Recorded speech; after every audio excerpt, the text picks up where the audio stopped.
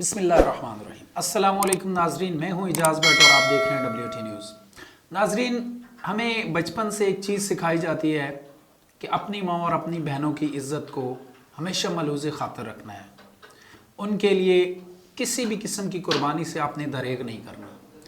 حتیٰ کہ ہم ایک نغمہ سنا کرتے تھے، ایک ملی نغمہ تھا کہ اس میں بتایا جاتا تھا کہ جو قوموں کی عزت ہے وہ ماؤں اور بہنوں سے ہے۔ تو ناظرین، ہم نے دیکھا کہ کچھ عرصہ پہلے، آج سے 15-20 سال پہلے، ہماری ایک بہن امریکہ کے حوالے کر دی جاتی ہے، اور اس کا جرم کیا ہے یہ ابھی تک قوم کو واضح الفاظ میں نہیں بتایا۔ بہت سارے لوگوں نے حکومت میں آنے سے پہلے دعویٰ کیا کہ ہم اسے واپس لے کر آئیں گے، ہم اس کی سزا ختم کروائیں گے، ہم بڑے ایوانوں میں اس کا بڑا تگڑا قسم کا ایک کیس لڑیں گے، لیکن یہ بات صرف دعووں تک محدود رہ گئی، اور ابھی تک کوئی ایسا نہیں آیا جو اس قوم کی بیٹی کو، یعنی ڈاکٹر عافیہ صدیقی کو پاکستان میں واپس لے کر آئے کہ وہ اپنی ماں، باپ، بہن، بھائیوں اور عزیز رشتہ داروں اور پاکستانی قوم کے ساتھ اپنی زندگی گزار سکے۔ اور وہی بات ہے کہ پاکستانی قوم ابھی تک اس چیز کا انتظار کر رہی ہے کہ کب کون سا حکمران ایسا آتا ہے جو کہ اپنے دعوے کے اوپر پورا اترے گا اور اپنی اس قوم کی بیٹی کو واپس ہمارے ساتھ لا کر کھڑا کر دے گا۔ اسی سلسلے میں آج میرے ساتھ موجود ہیں پروفیسر وقاص صاحب، جو کہ ممبر مرکزی مجلس شورا جماعت اسلامی پاکستان ہیں۔ آئیے ہم ان سے اس موضوع پہ بات کرتے ہیں اور استفادہ کرتے ہیں ان کی گفتگو سے۔ السلام علیکم۔ وعلیکم السلام ورحمۃ اللہ۔ سر، سب سے پہلے تو میرا آپ سے سوال یہ ہے کہ آپ نے دیکھا کہ آج کل ڈاکٹر عافیہ صدیقی کو بہت زیادہ ڈسکس کیا جا رہا ہے، ان حلقوں میں بھی جن حلقوں سے کبھی ہم نے اس قسم کی صدا نہیں سنی تھی۔ تو سر، سب سے پہلے تو آپ ہمارے ناظرین کو بتائیے، خاص طور پہ ہماری جو یوتھ ہے ان کو بتائیے کہ ڈاکٹر عافیہ صدیقی کون ہے؟ بہت شکریہ بٹ صاحب، آپ نے وقت کے ایک اہم موضوع پر مجھے بات کرنے کا موقع دیا۔ ڈاکٹر عافیہ صدیقی اس قوم کی بیٹی ہے، اور صدیقی فیملی کراچی کی مشہور فیملی ہے۔ 1990-92 میں عافیہ صدیقی وہ امریکہ اپنی تعلیم کے سلسلے میں شفٹ ہو گئی تھیں۔ ان کے بھائی پہلے سے وہاں موجود تھے، اور مختلف یونیورسٹیز میں وہ پڑھتے ہوئے انہوں نے نیورو سائنٹسٹ کے مقام تک پہنچی، اور نیورو سائنٹسٹ بن کر وہاں سے نکلی۔ پھر اس دوران ان کی شادی ہو گئی، اور پھر وہ دوبارہ امریکہ شفٹ ہو گئی، اور 9/11 کے موقع پر وہ امریکہ میں موجود تھیں۔ 9/11 کے بعد جب وہاں حالات کا انہوں نے جائزہ لیا تو وہ دوبارہ پاکستان آ گئی۔ اس دوران وہ چونکہ مختلف یونیورسٹیز میں، کالجز میں ایک ووکل پرسن کے طور پر مشہور تھیں، ہمیشہ اسلام کی بات کرتی تھیں، دین کی بات کرتی تھیں، اسلام کے اندر جو ویمن رائٹس ہیں اس کی بات کرتی تھیں، یونیورسٹی کی ڈیبیٹس میں حصہ لیتی تھیں۔ تو شاید اس وجہ سے ان کے جو دینی نظریات تھے، جسے امریکن اگر تناظر میں دیکھا جائے تو کنزرویٹو ریلیجیس، اس وجہ سے وہ شاید ان کے راڈار پر تھیں۔ اور پھر 9/11 کا واقعہ ہو گیا تو 2003 میں امریکہ نے ایک گلوبل الرٹس جاری کیا، اور اس میں یہ مارچ 2003 کی بات ہے، اور اس میں ڈاکٹر عافیہ صدیقی اور ان کے جو شوہر تھے، اس سابقہ شوہر ڈاکٹر امجد، ان کے حوالے سے یہ الرٹ تھا کہ یہ خطرناک دہشت گرد ہیں۔ یہ مارچ 2003 کی بات ہے، اور اسی مارچ کی پھر آخری تاریخوں میں ڈاکٹر عافیہ صدیقی کراچی میں اپنے 3 بچوں سمیت اغوا کر لی گئی، اور پھر 5 سال مسلسل بالکل کسی کو یہ معلوم نہیں تھا کہ زمین انہیں کھا گئی یا آسمان۔ ان کی فیملی، ان کا ارد گرد، خود پاکستان، سب اس میں وہ ان کلیو لیس تھے کہ کہاں گئی۔ 2008 یا 7 میں ایک برطانوی صحافیہ ہیں ایون ریڈلی، یہ وہ ہیں جنہیں 2001 میں طالبان نے گرفتار کیا تھا۔ 26 دن یہ طالبان کی حراست میں رہیں، پھر بعد میں رہا ہو گئیں، اور اتنی متاثر ہوئی کہ انہوں نے اسلام قبول کر لی۔ 2008 میں 26 دن یہ طالبان کی حراست میں رہیں، پھر بعد میں رہا ہو گئیں، اور اتنی متاثر ہوئی کہ انہوں نے اسلام قبول کر لی۔ 2008 میں 26 دن یہ طالبان کی حراست میں رہیں، پھر بعد میں رہا ہو گئیں، اور اتنی متاثر ہوئی کہ انہوں نے اسلام قبول کر لی۔ پھر یہ مسلمان صحافیہ کے طور پر اپنا کردار ادا کرتی رہیں اور بنیادی انسانی حقوق کی بات کرتی رہیں. افغانستان کے اندر ہی؟ نہیں، باہر واپس یہ یو کے میں شفٹ ہو گئے. ٹھیک ہے. 2007 یا 2008 میں انہوں نے پھر منظر عام پر آ کر بگرام کا جو افغانستان کے اندر بگرام کا جو ہوائی اڈہ ہے اس پر ایک ڈیٹینشن سینٹر ہے، اس کے حوالے سے ایک سٹوری بریک کی. اور وہ سٹوری یہ تھی کہ ایک خاتون ہے وہاں پر جو پرسرار خاتون ہے اور جس کی چیخیں وہ پورے کے پورے جو بگرام ایئر بیس ہے اس میں سنائی دیتی ہیں، یہاں تک کہ وہاں کے جو قیدی ہیں انہوں نے اضطراب اور خوف کی حالت میں اور اس ظلم کے خلاف بھوک ہڑتال کر دی، اور 6 دن تک وہاں کے سارے قیدی وہ بھوک ہڑتال پہ رہے کہ اس خاتون پر ظلم نہ کیا جائے. یہاں سے ایون ریڈلی نے کہا کہ یہ عافیہ صدیقی ہو سکتی ہے، اس نے شک کا اظہار کیا. پہلی دفعہ اس نے دعوت کیا تھا. یہ 5 سال بعد کی بات. اس کے بعد امریکہ کی جو سیکورٹی ایجنسی ہے FBI، انہوں نے ایک سٹوری اس کو پبلک کیا، اور یہ ظاہر ہے کہ ایک فیبریکیٹڈ سٹوری تھی کہ انہوں نے افغانستان کے صوبے غزنی سے اس کے گورنر ہاؤس کے قریب ایک عورت اور اس کے 11 سالہ بچے کو گرفتار کیا، اور ان کے پاس کچھ نقشے تھے اور کچھ کیمیکلز تھے. جب اس کو انٹیروگیٹ کیا گیا ڈیٹینشن سینٹر میں تو اس نے ایک گارڈ کا پستول چھین لیا اور فائرنگ شروع کر دی، اور اس فائرنگ کے نتیجے میں اور تو کچھ نہیں ہوا، کوئی زخمی نہیں ہوا، لیکن جوابی فائر کر کے اس کو شدید زخمی کر دیا گیا، اور پھر اس پہ قابو پایا گیا. پھر یہ 17-18 دن موت و حیات کے کشمکش میں مبتلا رہی ہیں، اور پھر اس کو ٹرانسپورٹ کر کے امریکہ پہنچا دیا گیا. یہ ایک سٹوری یہ FBI نے امریکی عدالت میں پیش کی کہ اس خاتون نے امریکی فوجی پر فائرنگ کی. اب اس پہ سوالات اٹھتے ہیں. سوال یہ اٹھتا ہے کہ بھائی ایک جو 40-45 پاؤنڈ جس کا وزن ہے اور 5 فٹ اس کا قد ہے، وہ خاتون کس طرح ایک فوجی کو قابو کر سکتی ہے؟ پھر اس کی فائرنگ عجیب ہے کہ اس کی فائرنگ تو کسی کو نہیں لگتی، لیکن اس کے جواب میں اس کو فائرنگ لگ جاتی ہے اور یہ زخمی ہو جاتی ہے. تو یہ ایک فیبریکیٹڈ سٹوری تھی. بہرحال اس فیبریکیٹڈ سٹوری کی بنیاد پر امریکی عدالت نے اسے 86 سال کی سزا سنا دی. اصل کہانی کیا ہے؟ اصل کہانی یہ تھی کہ اس کو 2003 میں اس وقت کا جو ڈکٹیٹر تھا پرویز مشرف، اس نے واضح طور پر اس نے چونکہ اپنی کتاب میں بھی اس بات کو لکھا ہوا ہے کہ اس نے امریکنز کے کہنے پر اور امریکہ جن لوگوں کو کہتا تھا ان لوگوں کو امریکہ کے حوالے کیا، اور اس کے نتیجے میں ڈالر کمائے. 5-5 ہزار روپے، 5-5 ہزار ڈالر ایک شخص کے بدلے وہ وصول کرتے تھے. اس کو ایڈمٹ کیا اس نے اپنی کتاب میں، اور اسی چکر میں اس کو بھی اس کے حوالے کر دیا. $5,000 کے عوض ڈالر کیا، یعنی گمان یہی ہے. اور اس کے نتیجے میں یہ 2003 سے ہی ان کے ڈیٹینشن میں تھی، اور پھر 2008 میں جب یہ سٹوری بریک ہوئی ایون ریڈلی کی طرف سے تو پھر انہوں نے اسے کسی کنارے لگانے کا فیصلہ کیا. اس دوران پاکستان یعنی یہ اس کی ساری کہانی ہے جو آج تک ہمارے بالکل سامنے ہے کہ ایک بے گناہ اور ایک نہ کردہ جرم کی سزا وہ بھگت رہی ہے. پاکستانی بیٹی جو پاکستان کے سوائل سے، پاکستان کی سرزمین سے اغوا کی گئی اور پھر افغانستان اور امریکہ پہنچائی گئی. اچھا سر، آپ نے بات کی کہ $5,000 کے عوض $5,000 کے عوض انہوں نے ان لوگوں کو حوالے کر دیا ان کے. تو آپ نے جیسے جن مشرف کی بک کا بھی کتاب کا ذکر کیا کہ اس نے اپنی کتاب میں بھی لکھا ہے کہ $5,000 مطلب وہ پر پرسن وہ لیتے رہے ہیں. ٹھیک ہے، تو ڈاکٹر عافیہ صدیقی کو بھی جب $5,000 ہی کہہ لیں، گمان یہی ہے، اس طرح ان کے حوالے کیا، تو اس کے بعد یہ مسنگ پرسن میں آئی یا حکومت نے کوئی دعویٰ کیا کہ اس کو کہیں پہ ان کے حوالے کر دیا گیا ہے اور ابھی اس کی جگہ نہیں پتہ کہ امریکہ اسے کہاں لے کر گیا؟ ایسا کوئی دعویٰ نہیں، یہ مسنگ پرسن تھی. حکومت نے ایسے جتنے بھی کام کیے اس کا ظاہر کریڈٹ یا جو حکومت دعویٰ تو نہیں کرتی تھی، بلکہ اس میں بہت سارے یعنی ظلم جو ہوئے. ابھی سینیٹر مشتاق خان صاحب نے 2 بھائیوں کو گوانتانامو بے سے 20 سال کی قید کے بعد چھوڑایا. یہ 2 بھائی کراچی میں ٹیکسی ڈرائیور تھے.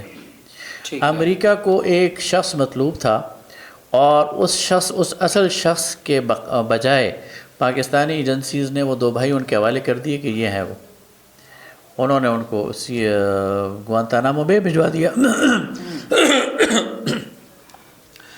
بعد میں خود CIA نے اعتراف کیا کہ یہ وہ نہیں ہے، بلکہ جو ہمیں مطلوب شخص تھا وہ کوئی اور تھا اور وہ فلاں جگہ مارا گیا.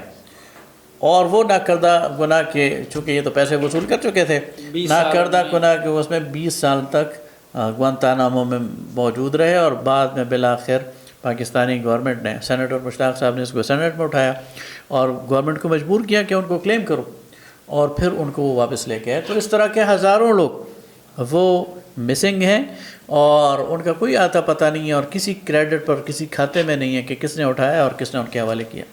اچھا سر، آپ مجھے یہ بتائیے کہ اب تک جو بہت زیادہ حکومتیں آئیں، میں بھی سنتا رہا ہوں کافی ٹائم سے کہ ہر جو بھی حکمران بننے سے پہلے دعویٰ کرتے تھے کہ ہم عافیہ صدیقی کو واپس لے کر آئیں گے امریکہ سے. تو اب تک اس سلسلے میں کس نے کیا کچھ کیا ہے؟ یہ بہت المناک سٹوری ہے.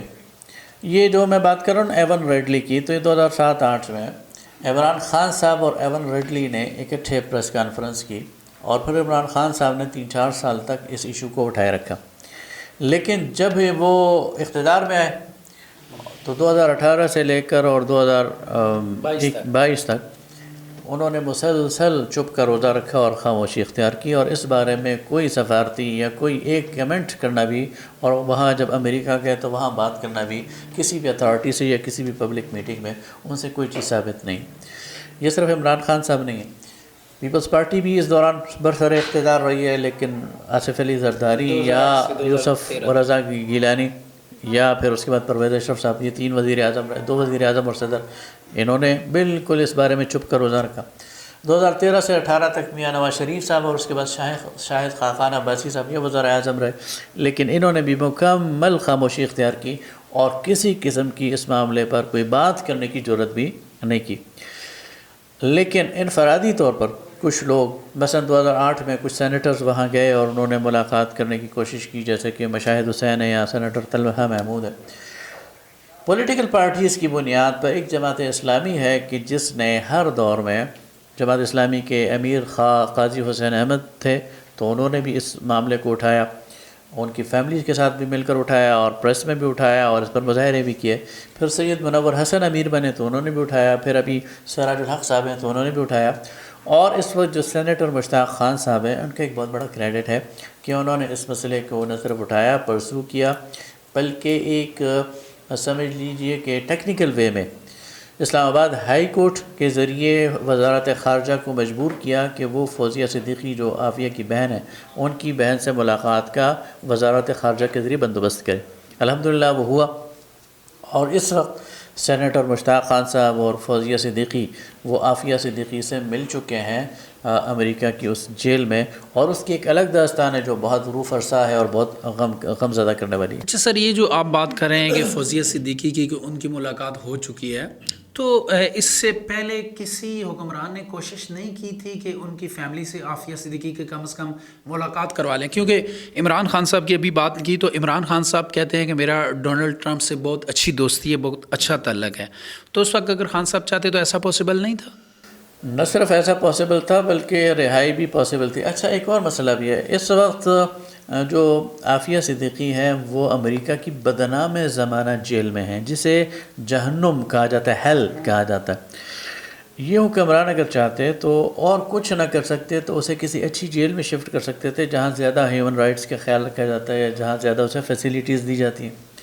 یہ حکمران اگر کوشش کرتے تو اب دیکھیں ہمارے پاس ایک بہت بڑا سنہری موقع آیا تھا. 2011 میں امریکہ کے CIA کے ایک ایجنٹ ریمنڈ ڈیوس نے لاہور میں دن دہاڑے 3 پاکستانیوں کو قتل کر دیا تھا. 3 پاکستانیوں کو قتل کر دیا. اس پر مقدمہ چلا.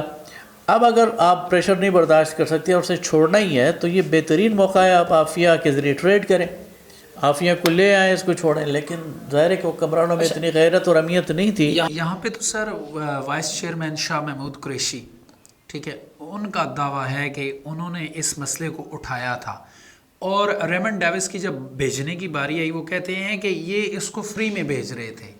تو میں ایک واحد شخص تھا جو اس کے سامنے دیوار بن گیا. ٹھیک ہے، پھر مجھے مجبور کر دیا گیا کہ آپ ریزائن کر دیں. وہ کہتے ہیں کہ میرا یہی کہنا تھا کہ ہم اس کے بدلے میں عافیہ صدیقی کو منگوا لیتے ہیں.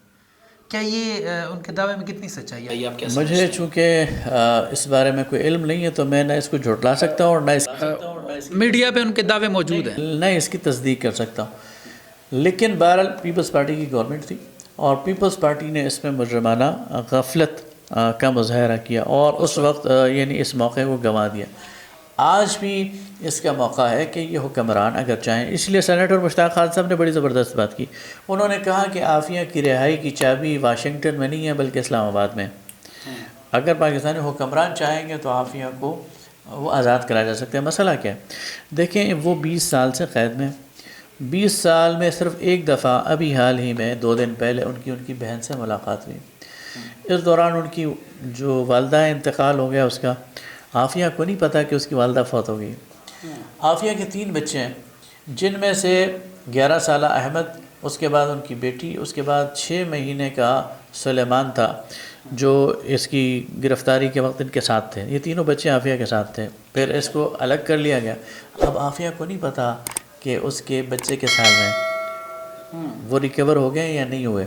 اور جو تیسرا بچہ ہے وہ مسنگ ہے، اس کا نہیں پتہ کہ وہ سلیمان کہ وہ مردہ ہے یا زندہ ہے، کہاں پر ہے، کس کے پاس ہے. تو کتنا بڑا ایک یعنی ایک سمجھنے کا ٹراما ہے جس سے وہ گزر رہی ہے. اور اگر اسے یہ حالات پتہ چل جائے، وہ یاد کرتی ہے اپنے بچوں کو، وہ یاد کرتی ہے اپنی والدہ کو، وہ کہتی ہے مجھے اس جہنم سے نکالو. لیکن پاکستانی قوم ہے کہ وہ اس پر ٹس سے مس نہیں ہو رہی. اچھا نہیں سر، پاکستانی قوم تو بڑی محبت کرتی ہے عافیہ صدیقی سے. آپ حکمرانوں کی بات کر سکتے ہیں کہ حکمران کیا رہے ہیں. اچھا سر، عافیہ صدیقی ذہنی حالت کے بارے میں بہت دفعہ میں نے دعویٰ دیکھا ہے، سنا ہے بہت سارے لوگوں کا کہ ان کی ذہنی حالت پہلے کی طرح نہیں رہی، مطلب وہ نارمل نہیں رہی ذہنی. اس بارے میں آپ کیا کہتے ہیں؟ دیکھیں ایک تو وہ پڑھی لکھی خاتون ہے اور نیورو سائنٹسٹ ہیں، لیکن کوئی بھی نارمل انسان وہ ان حالات سے گزرے گا. 20 سال ایک قید تنہائی گزارے گا، اس میں تشدد بھی، اس کے اگلے 4 دانت ٹوٹ چکے ہیں، اس کے سر پر ضرب لگی تو اس کی وجہ سے اس کی جو سننے کی صلاحیت ہے وہ متاثر ہو گئی. تو آپ کا کیا خیال ہے وہ نارمل رہ سکتا ہے؟ نارمل نہیں رہ سکتا. ظاہر ہے کہ اس پر تشدد اتنا زیادہ کیا گیا ہے، اتنا زیادہ تشدد ہوتا ہے کہ وہ ایک نارمل کیسے رہ سکتا ہے. اور جیتا جاگتا انسان ہے، حساس انسان ہے، جانور تو نہیں ہے. جانور بھی ان ماحول کی وجہ سے وہ حواس کھو دیتے. تو ایک انسان تو اگر اس کے یعنی ذہنی کیفیات میں کوئی اتار چڑھاؤ آتا ہے یا کوئی ایسی رپورٹ ہے تو اس میں تو بالکل اس کو مانا جا سکتا ہے کہ ایسا ہوا ہو. اچھا سر، آپ سے ایک سوال ہے جو کہ لوگ بھی پوچھنا چاہیں گے. اگر جماعت اسلامی اقتدار میں آتی ہے تو، اور اگر جماعت اسلامی اقتدار میں نہیں آتی تو اس مسئلے کے حل کے لیے کیا ایفرٹس کرے گی جماعت اسلامی؟ دیکھیے جی، ہم اس وقت تک جو سچویشن ہے، میں مبارکباد پیش کرتا ہوں سینیٹر مشتاق صاحب کو. اکیلے سینیٹر ہیں لیکن انہوں نے ایک آرگنائزڈ جنگ شروع کی ہوئی ہے اور پوری جماعت ان کے ساتھ ہے اور پوری قوم ان کے ساتھ ہے الحمدللہ. اگر یہ اسی کو اس طرح ہی ہیومینیٹیرین گراؤنڈز کی بنیاد پر اٹھایا جائے اور لیگل حوالے سے اٹھایا جائے اور انشاءاللہ قوم تیار ہے وسائل فراہم کرنے کے لیے، تو مجھے امید ہے اپنے رب سے کہ اس میں بریک تھرو ہوگا. اور ہم سب سے پہلا کام تو یہ کرنا چاہیے کہ عافیہ کو اس جہنم سے نکالا جائے، کسی دوسری ایسی جیل میں رکھا جائے جس میں نسبتاً بہتر انسانی حقوق ہوں، اس کو ملنے ملانے کی فریکوینٹ اجازت ہو، گھر والوں کے ساتھ فون پر بات کرنے کی اجازت ہو، اور اس دوران اس کی مکمل رہائی کے لیے پورا ایک پلان کیا جائے. لیکن اس کے لیے پاکستان کی وزارت خارجہ، پاکستان کی حکومت، پاکستان کے حکمرانوں کا جو ساتھ ہے وہ بہت ضروری ہے. اگر یہ لوگ طے کر لیں تو عافیہ کو پاکستان بحفاظت لایا جا سکتا ہے. الحمدللہ اگر جماعت اسلامی اقتدار میں ہوگی تو جماعت اسلامی اس چیز کو ٹاپ پرائیورٹی پر رکھے گی اور اپنی بہن کو واپس لائے گی. لیکن اس وقت کا انتظار کیوں کیا جائے؟ اس سے پہلے ان حکمرانوں کو چاہیے کہ وہ اپنا کردار ادا کریں اور تاریخ میں اپنا نام لکھوائیں. ہماری تو جو ہماری پرکھوں کی تاریخ ہے، محمد بن قاسم وہ یہاں کس لیے آئے تھے؟ انہوں نے اپنی بہن کو چھڑانا تھا نا، اس تاریخ کو دوبارہ زندہ کریں، اپنا نام تاریخ میں لکھوائیں اور اس بہن کو چھڑانے کے لیے پوری کوشش کریں۔ پاکستانی قوم، پاکستان ایک ایٹمی پاور ہے، پاکستان دنیا کے اندر ایک اسلامی امہ کے اندر ایک اثر و رسوخ اور مقام رکھتا ہے۔ پاکستان اگر اس کے لیے سفارتی طور پر کام کرے، مسلم امہ کو اس کے لیے متحرک کرے اور خود امریکہ کے ساتھ اپنے تعلقات کو جو ہے اس میں بروکار لے کر آئے، تو کوئی مشکل نہیں ہے کہ اپنی بہن اور بیٹی کو واپس لایا جا سکے۔ سر بہت بہت شکریہ آپ کا۔ ناظرین، یہ تھے ہمارے ساتھ پروفیسر وقاص صاحب جو کہ ممبر مرکزی مجلس شورائے جماعت اسلامی پاکستان کے، اور ڈاکٹر عافیہ سے متعلق گفتگو ہو رہی تھی۔ آج یقینی طور پہ ہمارے علم میں اضافہ ہوا ہے کہ ڈاکٹر عافیہ صدیقی کون تھیں، وہ کہاں پلی بڑھی، انہوں نے ایجوکیشن حاصل کی، اور اس کے بعد وہ امریکہ میں کیسے چلیں گے اور وہاں انہیں سزا کیا ہوئی۔ اس کے بعد ہم نے اسی پروگرام میں پروفیسر صاحب سے یہ بھی جانا کہ اس کی رہائی کے لیے کوشش کتنی کی گئی، کون سینسیئر تھا اور کون سینسیئر ہے، اور امید رکھتے ہیں کہ انشاءاللہ ہماری یہ بہن، ہماری اس قوم کی بیٹی بہت جلد ہمارے ساتھ یہاں پاکستان کے اندر موجود ہوگی، اور انشاءاللہ اللہ تعالیٰ اس بیٹی کے اوپر اور اس قوم کے اوپر ضرور اپنا کرم کریں گے انشاءاللہ۔ اب تک کے لیے اتنا ہی، اپنا خیال رکھیے گا، اپنے اس چینل کا بھی۔ اللہ حافظ۔